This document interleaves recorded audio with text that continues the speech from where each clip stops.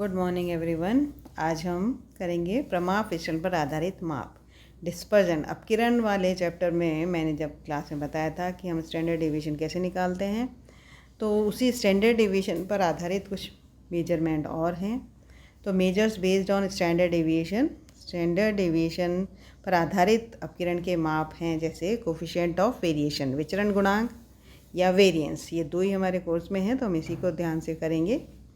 तो coefficient of variation अगर हमें निकालना है तो इसके लिए हमें स्टैंडर्ड डेविएशन और एक्स बार, किसी जो भी सीरीज़ दे रखी है उसका स्टैंडर्ड डेविएशन निकालना पड़ेगा, उसका एक्स बार निकालना होगा, और उसको निकालने के बाद हम इसको करेंगे। तो प्रमाप विचलन अपकिरण का एक निरपेक्ष माप है, और जब दो या दो से अधिक श्रेणियों की तुलना करनी हो कि किस श्रेणी में अपकिरण कम है यानी डिस्पर्जन कम है, तो हमें उसका कोफिशिएंट ऑफ वेरिएशन निकालना होता है। और कोफिशिएंट ऑफ वेरिएशन निकालने के लिए हम कोफिशिएंट ऑफ स्टैंडर्ड डेविएशन को परसेंटेज के रूप में व्यक्त करते हैं। कोफिशिएंट ऑफ स्टैंडर्ड डेविएशन हम निकालते हैं स्टैंडर्ड डेविएशन अपॉन एक्स बार, और जब हम उसको कोफिशिएंट ऑफ वेरिएशन निकालना है तो हम करेंगे स्टैंडर्ड डेविएशन अपॉन एक्स बार इंटू 100। तो उसको परसेंटेज के रूप में अगर हम व्यक्त कर रहे हैं तो वो आ जाएगा कोफिशिएंट ऑफ वेरिएशन।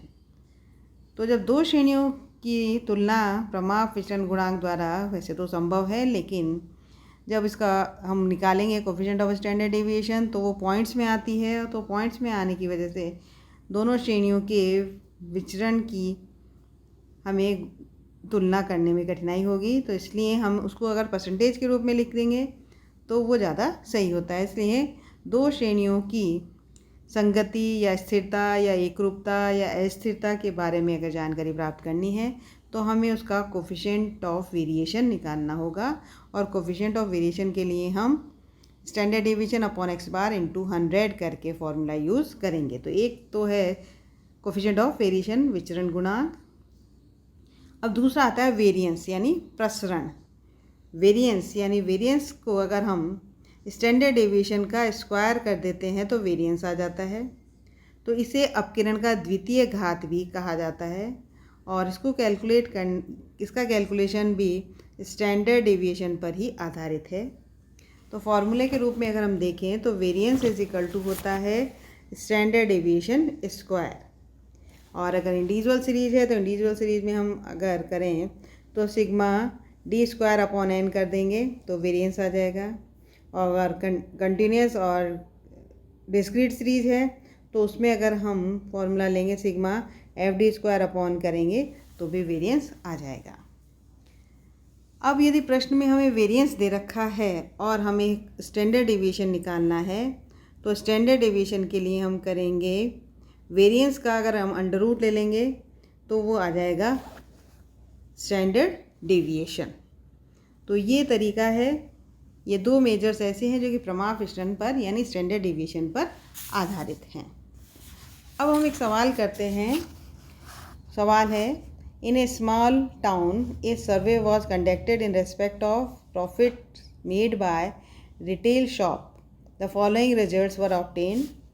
यानी प्रॉफिट एंड लॉस दे रखा है, प्रॉफिट एंड लॉस दे रखा है, प्रॉफिट को प्लस में दिखाएंगे और लॉस को माइनस में।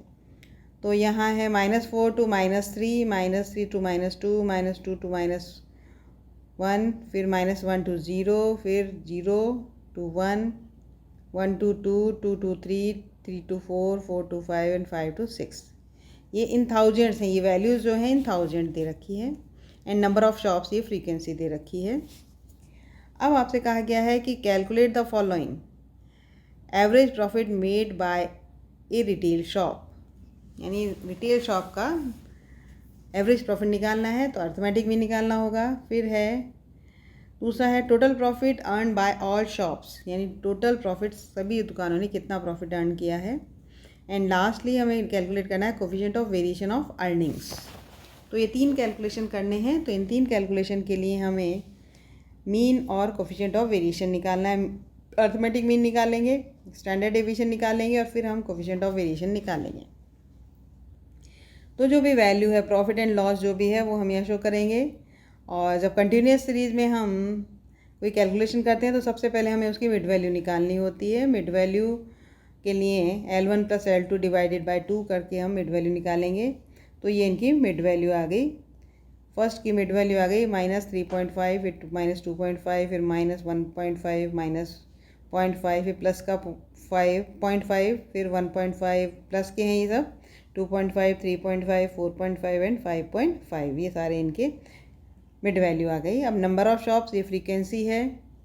अब हम इसको स्टेप डेविएशन मेथड से अगर करते हैं तो स्टेप डेविएशन मेथड से करने के लिए हम मिड वैल्यू में से किसी भी एक संख्या को अज्यूम्ड मीन लेंगे। तो यहाँ जो अज्यूम्ड मीन लिया गया है वो है 1.5। 1.5 को अज्यूम्ड मीन लेकर हम डेविएशन निकालेंगे। तो x minus a upon I करेंगे हम। x है -3.5 माइनस 1.5, तो ये हो गया माइनस का 5 और माइनस के 5 को हम आई से अगर डिवाइड करते हैं तो ये आ रहा है माइनस का 5, माइनस का 4, माइनस का 3, माइनस का 2, माइनस का 1 और फिर 0, 1, 2, 3, 4, ये इनके डेविएशन आ गए। अब हमें डेविएशन और फ्रीक्वेंसी को मल्टीप्लाई करना है FDX निकालने के लिए। FDX के लिए हम फ्रीक्वेंसी ये 4 और ये माइनस का 5 दोनों को मल्टीप्लाई किया तो आ गया माइनस का 20। इसी तरीके से हम FDX कर लेंगे, ये FDX हो जाएगा सारा। और फिर नेक्स्ट कॉलम में हम FD²X करेंगे। तो FD²X के लिए हमें FDX को फिर DX से मल्टीप्लाई करना है, तो ये FD²X आ जाएगा। इधर सिग्मा FDX का टोटल आ गया। सिग्मा FDX का आ रहा है, सिग्मा FDX आ रहा है माइनस का 38 और सिग्मा FD²X आ रहा है 1066। तो सबसे पहले हम अर्थमेटिक में निकालेंगे। x बार का फॉर्मूला है x bar is equal to a plus sigma FDX upon n into i. तो a हमने लिया था 1.5, सिग्मा FDX है माइनस का 38, n टोटल ऑफ फ्रीक्वेंसी 250 और क्लास इंटरवल है 1000। आई 1000 है क्योंकि इन थाउजेंड से वैल्यू दे रखी है। तो इस तरीके से x बार की वैल्यू आ रही है 1348। तो पहले क्वेश्चन का आंसर आ गया हमारा। Average profit made by retail shop है 1348। अब दूसरे में हम निकालेंगे स्टैंडर्ड डेविएशन, और स्टैंडर्ड डेविएशन निकाल रहे हैं i upon n under root sigma FD²X into n minus sigma FDX का होल स्क्वायर। और तो इसमें वैल्यू रखने पर स्टैंडर्ड डेविएशन आ रहा है 2059.36। और कोफिशिएंट ऑफ वेरिएशन निकालना है तो standard deviation upon x bar into 100 करेंगे। स्टैंडर्ड डेविएशन आ रहा है 2059.36, x बार है 1348 इंटू 100 करें तो ये आ रहा है 152.77%। तो ये कोफिशिएंट ऑफ वेरिएशन आ गया। अब अपने को टोटल प्रॉफिट निकालना है। टोटल प्रॉफिट निकालने के लिए हम क्या करेंगे, सिग्मा एफ एक्स के लिए हम सिग्मा एफ एक्स करने के लिए अगर हम x बार का फॉर्मूला लें तो x बार इंटू एन कर लें। तो x बार दे रखा है 1348 और n है 250, दोनों को मल्टीप्लाई किया तो आ गया 3,37,000। और तो हमारा आंसर हो गया। फर्स्ट क्वेश्चन का आंसर है x बार ऑफ अर्निंग है 1348, टोटल अर्निंग है 3,37,000 एंड कोफिशिएंट ऑफ वेरिएशन है 152.77%। तो अगर हमें कोफिशिएंट ऑफ वेरिएशन निकालना है तो हम स्टैंडर्ड डेविएशन निकालेंगे, x बार निकालेंगे और फिर फॉर्मूला लगाएंगे CV is equal to standard deviation upon x bar into 100।